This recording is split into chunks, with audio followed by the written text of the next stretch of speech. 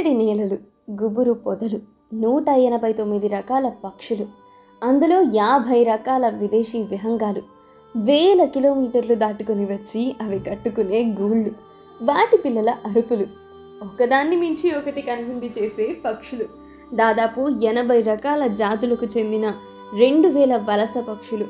ఇన్ని రకాల అందాలు ఒక్కచోట చూడగలమా? ఎక్కడో మంచు ముక్కలతో నిండి ఉన్న దేశాల నుండి వేల మైళ్ళు దాటి ఈ పక్షులన్నీ ఎలా వస్తున్నాయి?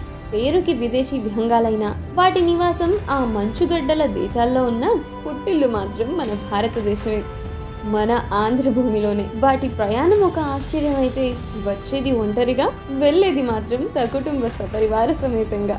నేలపట్టు పక్షుల అభయారణ్యంలో ఏ భయం లేకుండా సంచరించే విహంగాలను చూడాలనుకుంటున్నారా? అయితే విచ్చేయండి. తిరుపతి జిల్లా కలెక్టర్ మరియు చైర్మన్ అలాగే పర్యాటక మండలి మీకు ఆహ్వానం పలుకుతోంది. దేశ విదేశాల నుండి వచ్చే పర్యాటకులు తిరుపతి విమానాశ్రయానికి విమానయానం ద్వారా చేరుకోవచ్చు.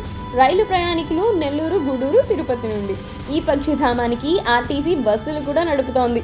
ఫ్లమింగో ఫెస్టివల్ కు హాజరయ్యే అతిథుల కోసం తిరుపతి జిల్లా పర్యాటక మండలి అనేక ఏర్పాట్లు చేస్తోంది. వివిధ శాఖల ప్రదర్శన స్టాళ్లతో పాటు పర్యాటకులకు మార్గదర్శనం చేస్తూ నేలపట్టుకు ఆహ్వానిస్తోంది. మరింకెందుకు ఆలస్యం? ఈ సంవత్సరం జనవరిలో జరగబోయే ఫ్లమింగో ఫెస్టివల్ యొక్క వైభవాన్ని ఆస్వాదించడానికి సిద్ధంగా ఉండండి.